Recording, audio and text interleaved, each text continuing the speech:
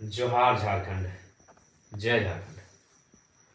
साथियों, 2024 विधानसभा चुनाव का परिणाम सबके सामने आ चुका है।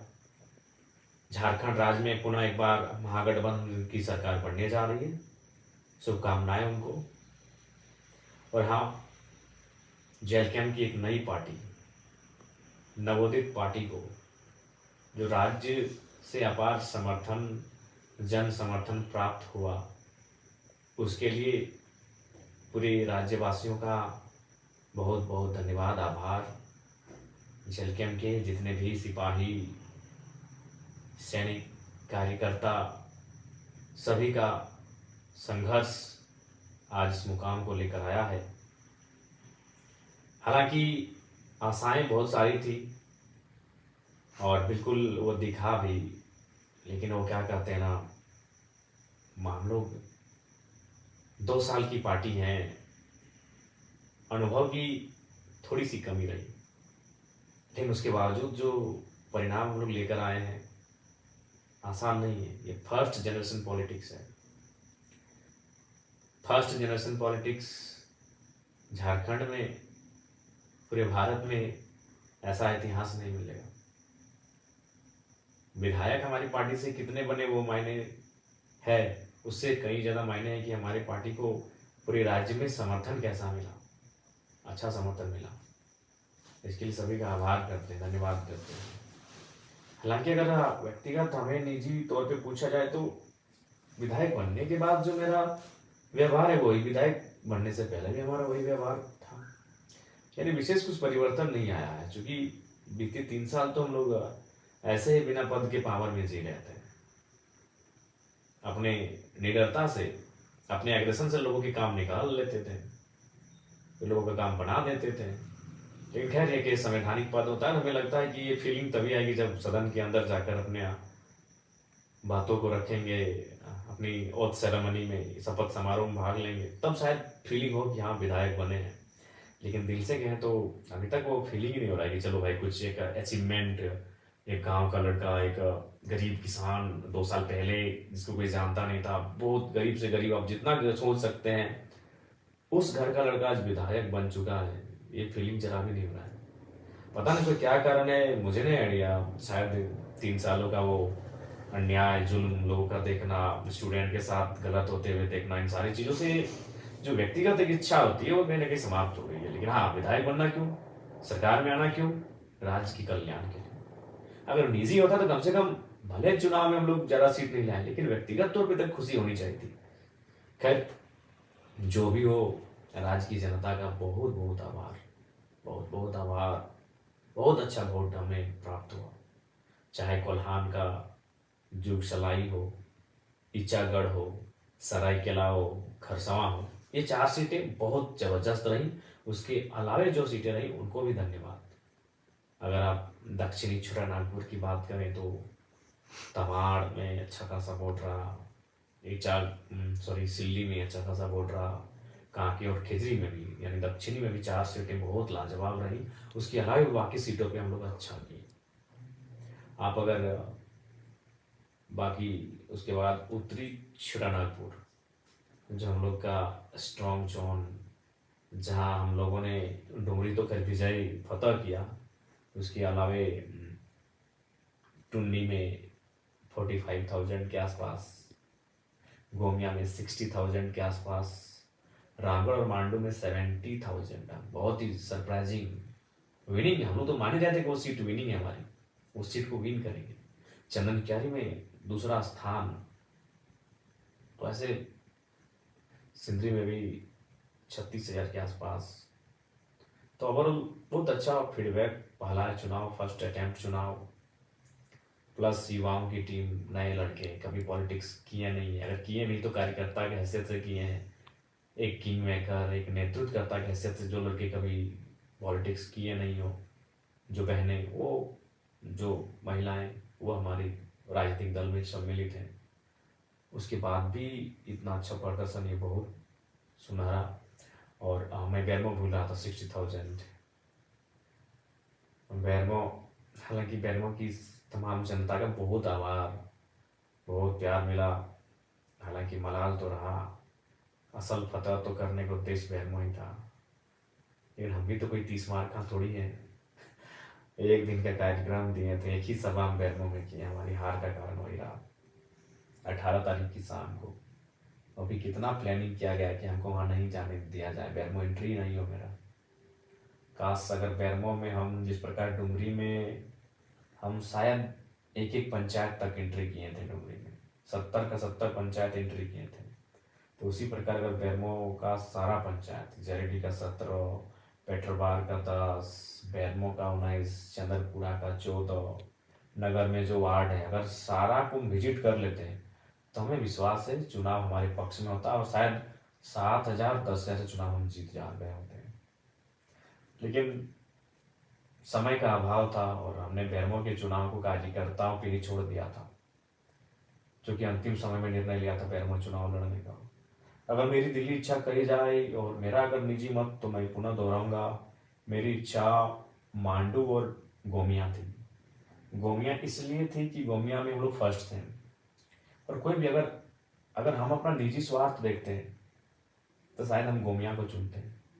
लेकिन मेरी लड़ाई आउटसाइडर्स, माफिया, आउटसाइडर्स पूंजीपति, आउटसाइडर्स दबंग किस्म के लोग जो झारखंड की राजनीति कब्जा कर रहे हैं, उनसे भी तो मेरी लड़ाई है। और बैरमो में वो तो फिट था, दोनों आउटसाइडर्स दबंग नेता जिन्होंने केवल शोषण और जुल्म किया था झारखंडियों पे, तो वहां लड़ना मेरी वैचारिक लड़ाई थी। मैं बैरमो को छोड़ नहीं सकता था, बैरमो से मैं भाग नहीं सकता था, जबकि मुझे भी मालूम है कि उस सीट संकट में डेंजर सीट है। डेंजर सीट इसलिए है कि लोकसभा के चुनाव में बैरमो से मुझे 53,000 वोट मिले थे, मैं तीसरे नंबर पे था, सबसे पीछे था टॉप में। द टॉप जो 3 लीडर थे उनमें सबसे पीछे था, नीचे था। लेकिन फिर मैंने साहस किया, क्योंकि ये टाइगर का जिगरा है भाई, वो हार जीत से ऊपर की सोचता है। मैं बैरमो में इसीलिए कूदा था कि मेरा मानना है कि बैरमो जहाँ सीसीएल है, जहाँ बीसी आउटसोर्सिंग्स हैं, जहाँ डीबीसी हैं, तमाम योजनाएं हैं, वहाँ मैं आऊँगा तो आर्थिक न्याय की बात करूँगा। खैर बैरमो हार के भी मैं डुमरी में ही जीत के मैं देख लूंगा बैरमो को, टेंशन मत लीजिए। लेकिन अगर मैं बैरमो में आता, इससे अभी अनूप सिंह मिस्टर जीत गए हैं, शुभकामनाएं उनको। वैचारिक मतभेद है, कल भी रहेगा, लेकिन जो जनादेश है उसको तो सुनना होगा, उसको स्वागत करना होगा। तो अनूप सिंह जी को हमारी ओर से बधाई रहेगी। लेकिन आप भी जानते हो क्या करेंगे, डीओ उनके भाई को, रैक उनके जीजा जी को, ट्रांसपोर्टिंग उनके साले साहब को, बहुनई को, जीजा को, साला को, भाई को। इसके अलावा अनूप सिंह जी कुछ विशेष आगे सोचेंगे नहीं। पूंजीवादी सोच के व्यक्ति हैं, साम्राज्यवादी सोच के व्यक्ति हैं, राजशाही सोच के व्यक्ति हैं, लेकिन फिर भी बैरमो के लोगों को जो भी उन्होंने निर्णय लिया है उसका भी स्वागत है। लेकिन हाँ, अगर ये आपका टाइगर जीत जाता तो फिर बैरमो से ही झारखंड को अगर तब्दील नहीं करते तो फिर हम बेकार करते हैं। अगर हम जीत के आते तो बैरमो में जितने भी वर्ग समुदाय के रहने वाले लोग हैं, हर एक वर्ग तक पहुंच कर कम से कम एक एक व्यक्ति को तो जरूर लेके आते हैं। अनूप सिंह जी जीत गए हैं, उनकी बिरादरी के बाहर शायद ही कोई व्यक्ति आपको डीओ में, ट्रांसपोर्टिंग में दिख जाएगा। दिख जाए तो अच्छी बात है और गनीमत है। अगर हम जीत जाते तो एक एक समाज के व्यक्ति को वहाँ खोज के लेके आते हैं, क्योंकि आर्थिक न्याय का मतलब ही होता है हर एक समाज, हर एक तबका के पास आर्थिक स्थिति सक्षम होना। तो खैर जो जीत गई सो बात गई। लेकिन बैरमो के तमाम साथियों का बहुत बहुत धन्यवाद कि हमने एक दिन कार्यक्रम दिया और अपने वोट 60,000 तक पहुंचा दिए। बहुत बड़ी बात है, ये जीत है। बैरमो में हम अपना फ्यूचर देखेंगे, है फ्यूचर हमारा। और डुमरी का तो खैर वो भावनात्मक रहा है, डुमरी का आभार। उसके अलावा सभी टुंडी रहे, गोमिया रहे, सबको धन्यवाद, मांडू रहे। लेकिन विशेषकर जहाँ से मैं लड़ा हूँ, डुमरी बैरमो के तमाम कार्यकर्ता, आप निश्चिंत रहे। जयराम कुमार महातो डुमरी का विधायक थोड़ी है। क्या लगता है कि आपको आप हमें विधायक ही मान रहे हैं? जी नहीं, आप तो हमें राज्य का नेता मानते हैं। हम राज्य की आवाज है, हम राज्य का चेहरा है। बिल्कुल आप टेंशन मत लें, हमने जीता डुमरी है, नजर बैरमो, बागमारा, टुंडी में भी रहेगी, निश्चिंत रहिए आप। हम खड़ा है, ये पागल जिद्दी जुनूनी टाइगर आपका खड़ा है, टेंशन मत लीजिए। आपके समर्पित भाव को बहुत बहुत शुक्रिया, बहुत समर्पण आपने दिखाया चुनाव में। और हाँ, हाँ, कहेंगे कि थोड़ा जुलूस वगैरह जो है इसको थोड़ा कट आउट कीजिए और कोशिश कीजिए काम पे लग जाए। और अगर आप जुलूस निकालते हैं तो अपने पंचायत में दिन को निकालिए, रात को बिल्कुल भी नहीं। दिन को निकालिए और कोई भी हमारे कार्यकर्ता है किसी प्रकार का ऐसा कुछ मतलब नहीं करेंगे जिससे कि पार्टी की छवि धूमिल हो। और विशेषकर जेएमएम के साथियों से कहेंगे, देखिए चुनाव 20 वर्षों तक जनता ने आपको जनादेश दिया था। अब उसी जनता ने अगर आपको जनादेश नहीं दिया है तो उसका सम्मान कीजिए। हार के बाद आपके कुछ कार्यकर्ता देखें कुछ घटनाएं ऐसी घट रही हैं, हम चाहेंगे कि बदले के भाव से नहीं बदलाव के भाव से मिलकर काम करते हैं। आइए जेएमएम के साथी डुमरी में मिलकर काम करते हैं, तमाम योजनाओं को गांव-गांव तक, खेत खलिहान तक पहुंचाते हैं। और ये सभी संभव होगा जब वो क्या करते हैं ना, मिलकर काम करते हैं। पक्ष विपक्ष चुनाव में फिर देख लेंगे, आलोचनाओं को फिर चुनाव में देख लेंगे। चलिए अभी डुमरी के लिए आगे हाथ बढ़ाते हैं, मिलकर काम करते हैं। सभी से आग्रह होगी और विशेषकर युवाओं आपसे कहेंगे, आज आप जयराम महतो को अपने स्क्रीन में देख रहे हैं वीडियो के माध्यम से। ये वही जयराम महतो है जो 2 साल पहले यही तोपचांची और जिस डुमरी से मैं विधायक बना, वही डुमरी जहाँ से बसें निकल कर आती थी, बसें गुजरती थी वहाँ से। उन बसों का नाम आनंद बस, शिवम, बुंदेला, विजय, पम्मी, राजू, निर्मल, ऐसे 1 दर्जन बस हजारीबाग होते हुए धनबाद और धनबाद होते हुए हजारीबाग आवागमन होता था। उन बसों पे हम लोग झगड़ा करके चढ़ते थे, भाड़ा नहीं देंगे, 2 रुपया से ज़्यादा नहीं देंगे, 5 रुपया देंगे। और हार्डली गिरफ्तार आते थे 10 रुपये, 2 रुपया से वो कहानी शुरू हुई थी, 5 रुपया से 10 रुपया तक पहुंची थी। अभी क्या भाड़ा है मुझे नहीं पता, चलिए अब तो हम लोग मान के चलिए दोस्तों के स्कॉर्पियो में चलते हैं, 40 रुपया है, यानी आज 40 रुपया हो गया है भाड़ा। और मेरा मैंने 2 रुपया से शुरुआत की थी बसों का सफ़र। एक इंटर ऑफ साइंस के स्टूडेंट जब राजगंज ट्यूशन जाते थे, अब 2 साल पहले की बात करें, आंदोलन से पहले, तो यही मैंने अपने मास्टर्स को कंप्लीट करके पीएचडी को ज्वाइन किया था। यानी जो लड़के को आप देख रहे हैं आज एक विधायक के रूप में, ये लड़का कल्पना सोरेन जी की तरह कोई राजघराने से नहीं, पाकुड़ की जो विधायक बनी आलमगीर आलम की अर्धांगिनी, उनकी तरह कोई राजघराने की नहीं है। मेरे हिसाब से राजघराना मतलब विधायक का घर, मैं उसको राजघराना कहता हूँ। सुन लीजिए पहली बात को। पूर्णिमा साहू जी जमशेदपुर से जीती, जो रघुवर दास की पुतोहू है, मैं उस राजघराने से नहीं हूँ। तो जयराम कुमार महतो को बड़ी करीब से आप देखिए। आज से महज 3 साल पहले मेरी तस्वीर शायद सोशल मीडिया में होगी, जाके देखिएगा। एक दुबला पतला सा लड़का, मासूम सा लड़का, मासूमियत चेहरे में, आंखों में एक सपना कि कुछ करेंगे। वो सपना कुछ बनने का। ये गरीब परिवार से संबंध रखते हैं, बहुत खर्च हुआ है पढ़ाई लिखाई में, तो कुछ बने। क्या बने? कुछ भी। कोई बहाली आए उसको भरे, टीचर की बहाली हो, प्रोफेसर की बहाली हो। और उससे पहले जब पीएचडी नहीं किए थे तो उससे पहले सीआरपीएफ की बहाली हो, आर्मी की बहाली हो, रेलवे की बहाली हो। उन बहालियों को फॉर्म भरना, उनके लिए मेहनत करना, ये चीज़ रहा है। वही लड़का आपके सामने आज आपके स्क्रीन में है। और यकीन मानिए वो लड़का विधायक है। हालांकि हमको ज़्यादा कोई एक्स्ट्रा फीलिंग नहीं हो रहा है विधायक बनने का, लेकिन आप यकीन कीजिए ये जयराम महतो विधायक है। मैं ये आपको इसलिए संदेश दे रहा हूँ कि सपने देखिए, मेहनत कीजिए, संघर्ष कीजिए। कौन जानता था जयराम महतो को? आज मीडिया में भले नेगेटिव बोले या पॉजिटिव बोले, आज देश की जितनी भी नेशनल मीडिया है, एक 30 सेकेंड ही सही जयराम महतो का नाम उनको लेना पड़ता है। कोई नहीं जानता था जयराम महतो को। जयराम महतो खुद जयराम महतो को नहीं जानता था। कौन है जयराम महतो? हुई जयराम महतो। क्या था दिनचर्या हमारा? सुबह मॉर्निंग में उठना, घर से 600-700 मीटर दूरी में मैदान फुटबॉल का, वहाँ दोस्तों के साथ आकर सुबह वही बैठकर डिस्कशन, वहाँ से जोरिया तक जाना, जोरिया में फिर नहाना धोना और बसों में बैठकर फिर कॉलेज तक पहुँचना, फिर कॉलेज से रिटर्न आना, बीच में 2-4 घंटों का ट्यूशन लेना, शाम को एनी हाउ खेल का मैदान, चाहे फुटबॉल हो, क्रिकेट हो या वॉलीबॉल, ये 3 चीज़ों का शौकीन। एनी हाउ कुछ भी हो जाए, मौसम खराब हो कोई मतलब नहीं, 2-3 घंटा खेल के मैदान में, फिर रात को ट्यूशन, सेल्फ स्टडी, फिर सुबह फिर एक दौर आया जब मास्टर ऑफ आर्ट्स यानी एमए की परीक्षा को मैंने इंग्लिश लिटरेचर से प्रथम श्रेणी से उत्तीर्ण किया पीके रॉय मेमोरियल कॉलेज से। तो एक दिन की घटना है, मैं नहाने के लिए जोरिया जा रहा था। जोरिया जिसको आप छोटी नदी कह सकते हैं, अगर आप सभी नहीं समझे कि जोरिया का क्या मतलब है, तो छोटी नाला नदी कह सकते हैं।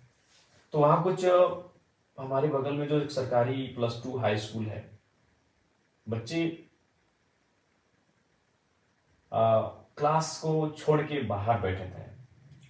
तो बच्चों को तो पहले हमने चूंकि पकड़ा उनको अपने साथियों के साथ, उनको पकड़ के प्रिंसिपल के पास हम लोग कंप्लेंट करने के लिए गए कि सर क्या हो रहा है, स्कूल का टाइम है, आपके बच्चे जोरिया के किनारे घाट में बैठे हैं नदी के सामने। तो प्रिंसिपल साहब ने बड़ी मार्मिक बात कही कि जराम बाबू, सरकारी विद्यालयों की व्यवस्था ऐसी है कि शिक्षक की कमी है और हम लोग मेंटेन नहीं कर पाते हैं। तो बातों बातों में उन्होंने कहा कि आप भी तो सुने इसी साल एमए पास किए हैं, तो एक काम कीजिए, जब आप एमए पास किए हैं और जाहिर सी बात है आप कंपटीशन वगैरह की तैयारी करेंगे, नौकरी पाने की तैयारी करेंगे, तो जब तक वो नहीं होता है तब तक आपसे अनुरोध है कि 2 घंटा आप हमारे स्कूल में क्लास ले लीजिए। हम गए थे शिकायत करने के लिए कुछ बच्चों का कि ये बाहर भाग के आए हैं स्कूल के टाइम में, और हमें क्या, हमें उल्टा प्रिंसिपल ने कहा कि आप पढ़े लिखे हैं तो 2 घंटा पढ़ा दीजिए। बोला ठीक है सर, पर उन्होंने कहा कि ठीक है, लेकिन आप कंडीशन है कि आप एक आवेदन लिख के दीजिए और अपना जो सारा सर्टिफिकेट्स एमए का, बीए का, इंटर का और मैट्रिक का सर्टिफिकेट इंक्लूड करके कि हम भाई निःशुल्क शिक्षा देंगे, भविष्य में आप किसी प्रकार का दावा नहीं करेंगे। बोले ठीक है सर। हम गए थे भाई शिकायत करने, अब तो हम खुद प्रिंसिपल महोदय की बातों में अब बात ऐसा विषय उन्होंने कह दिया कि पढ़े लिखे हैं। तो फिर हमने कहा ठीक है, तो वो शायद सितंबर का महीना था, 2017 का टाइम था। हमने उसी साल जुलाई अगस्त में मास्टर ऑफ आर्ट्स को कंप्लीट किया था। और जब गए क्लास लेने के लिए तो पहला ही दिन जो माहौल क्रिएट हुआ, जो कि आप भी जानते हैं कि पूरे राज्य ने मेरे भाषणों को सुना। तो लीडर और लेक्चरर में एक क्वालिटी समान होती है कि जब वो अगर बेहतरीन लेक्चरर हो, बेहतरीन लीडर हो, तो जब वो बोलता है तो लोग सुनते हैं। तो वही क्लास में मेरे साथ हुआ। जब मैं बच्चों को पढ़ाने लगा, जब मैं उनको एक्सप्लेन करके समझाने लगा, तो पूरा क्लास सन्नाटा, शांत और सुनने लगे। तो इससे क्या हुआ कि डिमांड्स बढ़ गई और प्रिंसिपल ने रिक्वेस्ट किया कि नहीं, हम तो आपको ऐसे ही बोले थे कि भाई टीचर की कमी है, लेकिन अब आपसे रिक्वेस्ट होगा जब तक आप कुछ बनते नहीं है, कुछ करते नहीं अपने लिए, तो 1-2 घंटा पर डे निकाल के यहाँ बच्चों को पढ़ा दीजिए। वो सिलसिला चलता गया चलता गया और 4 साल बीत गए। यकीन मानिए 4 साल। एक एमए का लड़का, गरीब का घर का लड़का, जिसको ठीक से मेंटेन नहीं होता है, वो फ्री में पढ़ा रहा है। कहाँ हाई स्कूल में फ्री, निःशुल्क शिक्षा दान दे रहा है।